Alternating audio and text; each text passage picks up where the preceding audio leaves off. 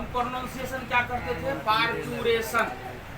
इसलिए हम क्या करते थे, ये दे देते थे डायरेक्ट, रेशन कर देते थे। लेकिन होता क्या है, पार्चुरेशन।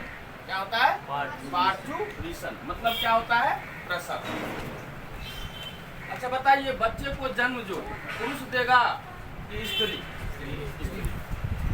ये देखिए माता है,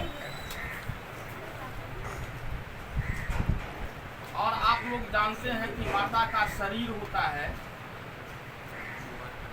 और शरीर में क्या होता है,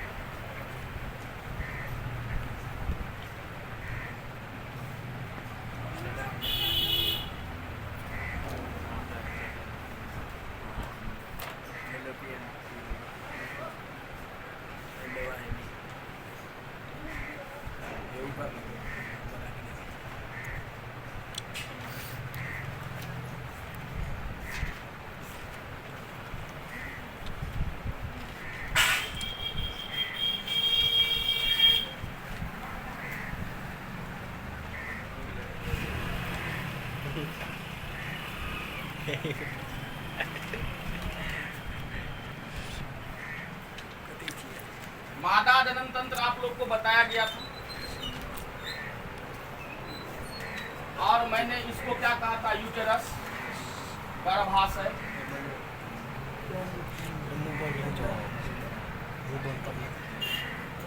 यूटेरस के अंतःस्तर एंडोमेट्रियम के पास जो है जाइगोट डेवलप करके आया था, प्लासेंटा सबका निर्माण हो गया था, जरायु सबका निर्माण हो गया था, अम्बिकल कॉर्ड का निर्माण हो गया था, जिसके द्वारा बच्चे का पोषण होता था। सारी बात मैंने चर्चा कर चुका है।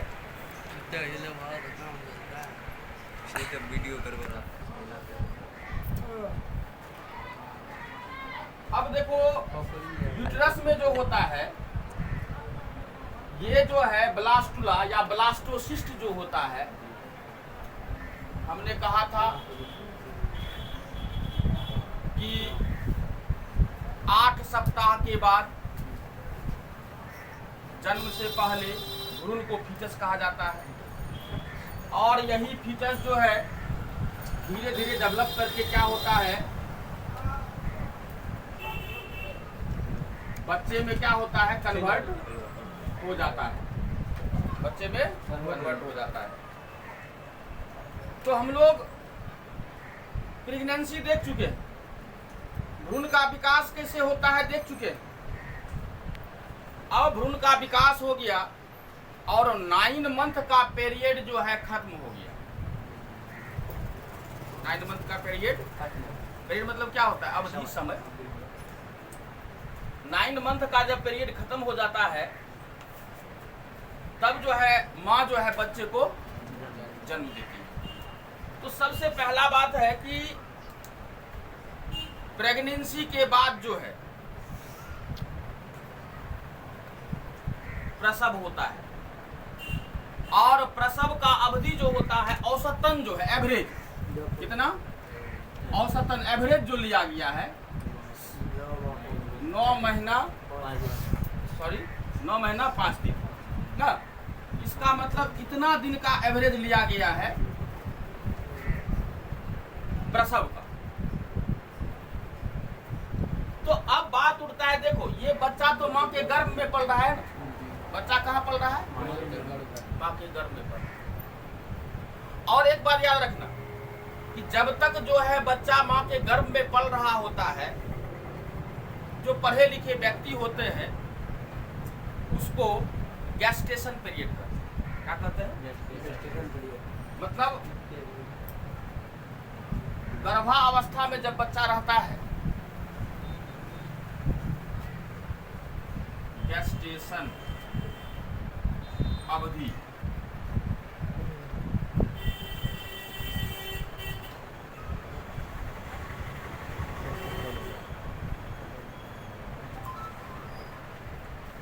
जब बच्चा जो है गर्भ में पल रहा होता है तो उस पीरियड को क्या कहते हैं, गेस्टेशन अवधि कहते हैं। और गेस्टेशन अवधि जो होता है वो 9 महीने 5 दिन का होता है औसतन एवरेज।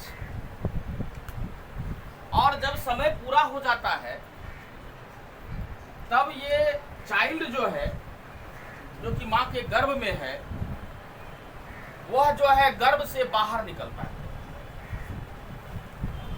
तो शिशु का माँ के गर्भ से बाहर आने की क्रिया को ही क्या कहा जाता है? प्रसव।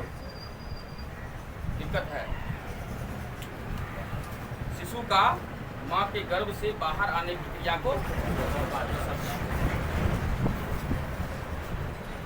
अब मान लीजिए कि प्रसव होगा, 9 महीना 5 दिन पूरा हो गया, अर्थात हम राउंड फिगर में कहें तो 9 मंथ अगर पूरा हो गया, अब जो है प्रसव का समय आ गया है। तो ये प्रसव की क्रिया जो है किसके द्वारा जो है संपादित होता है? सबसे बड़ी बात। तो आप लोग जानिए, ये प्रसव जो होता है न्यूरो इंडोक्राइन क्रियाविधि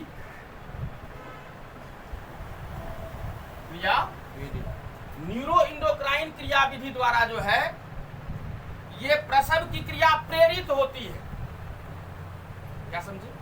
प्रसव की क्रिया किसके द्वारा प्रेरित होती है? न्यूरो इंडोक्राइन विधि। इसको इस तरह से लिखते हैं, न्यूरो इंडोक्राइन मैकेनिज्म।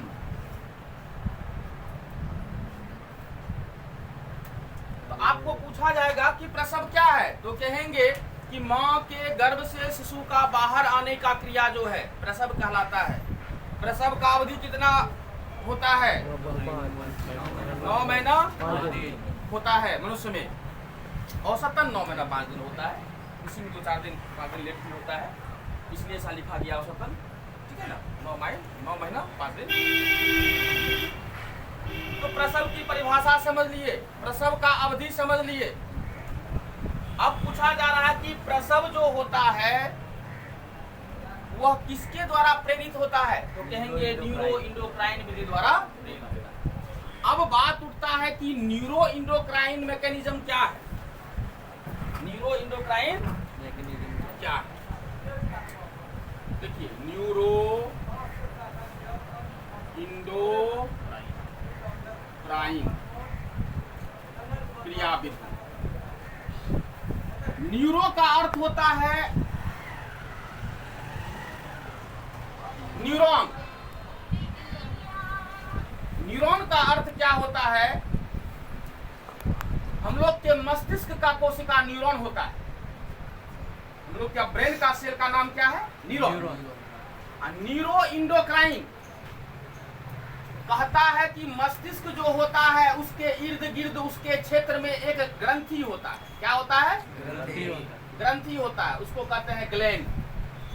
और वह ग्लैंड जो होता है वो रहता है इंडोक्राइन ग्लैंड। क्या नाम है?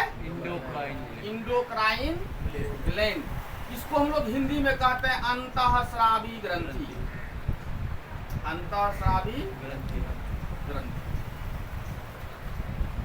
यहाँ जो मस्तिष्क के रीजन में जो है अंतःस्रावी ग्रंथि पाया जाता है, और उस अंतःग्रावी ग्रंथि का नाम है पीयूष ग्रंथि। क्या नाम है? पीयूष ग्रंथि। इसको अंग्रेजी में कहते हैं पिट्यूटरी ग्लैंड। Pituitary gland. अब बताइए, पिट्यूटरी ग्लैंड जो है हम लोग के मस्तिष्क के क्षेत्र में पाया जाता है, और जो क्या है? इंडोक्राइन ग्लैंड है। और प्रसव की क्रिया के दौरान जो है ये पीयूष ग्रंथि का सबसे बड़ा हाथ होता है।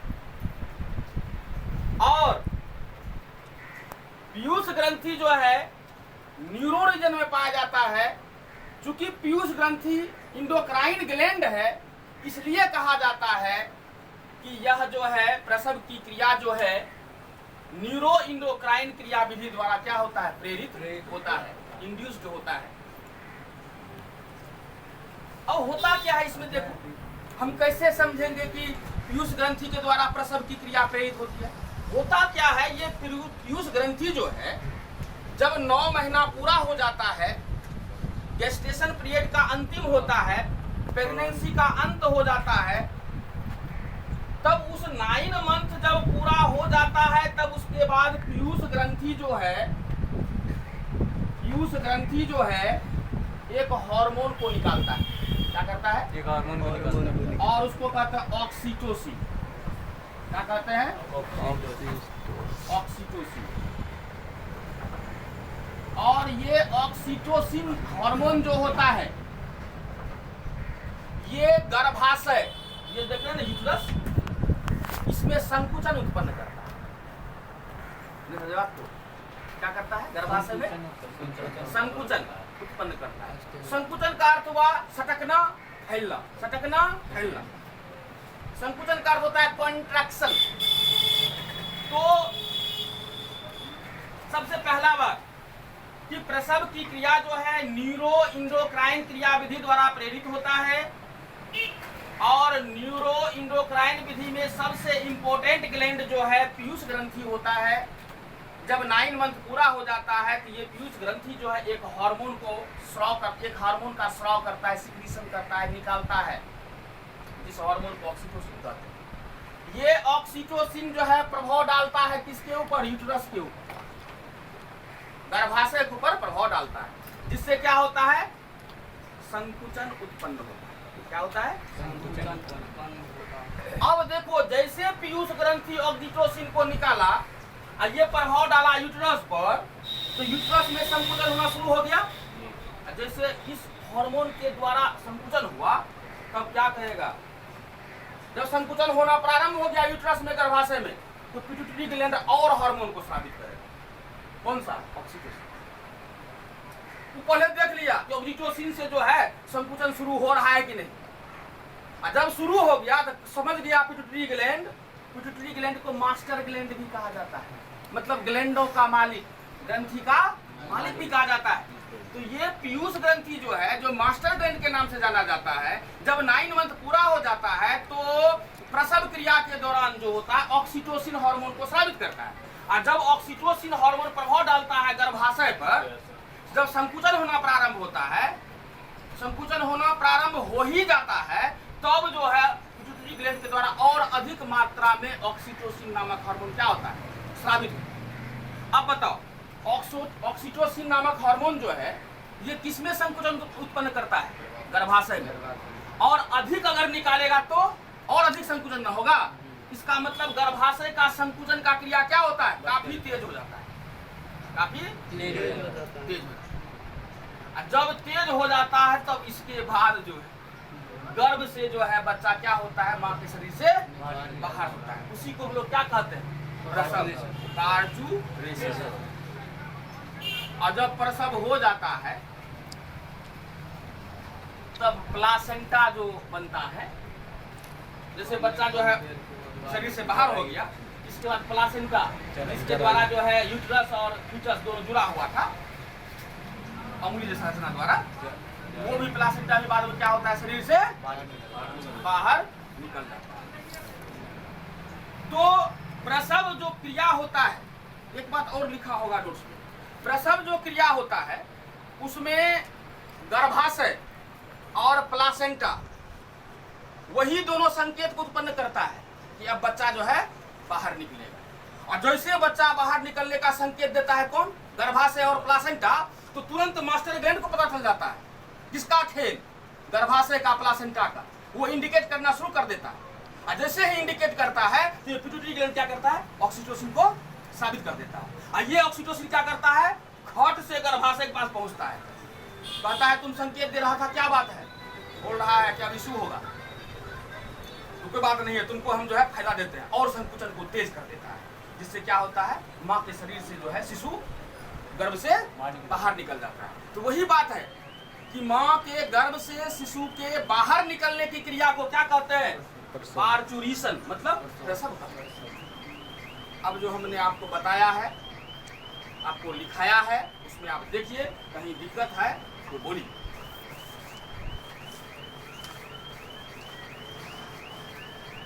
ठीक है, तो हो जाता है।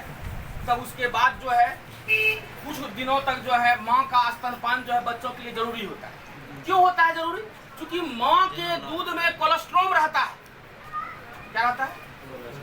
या उसको हिंदी में खीस कहते हैं, खीस या कोलेस्ट्रॉल। कोलेस्ट्रॉल में क्या होता है, शुरुआती दौर में जो माँ का दूध होता है उसमें एंटीबॉडी होता है। क्या होता है? एंटीबॉडी। कोलेस्ट्रॉल में क्या होता है? और वह एंटीबॉडी जो है बच्चा में रोग विरोधी क्षमता को उत्पन्न करता है। कोई रोग होना चाहेगा ना, वो कोलेस्ट्रॉल में एंटीबॉडी या रोग को होने ही नहीं देगा। इसका मतलब बताइए कि बच्चा को माँ का स्तनपान कराना जरूरी है कि नहीं? इसलिए जो है प्रसव के बाद निश्चित रूप से शिशु को माँ का स्तनपान आवश्यक होता है और कराना उचित है। तो आज आपका ये चैप्टर खत्म होता है।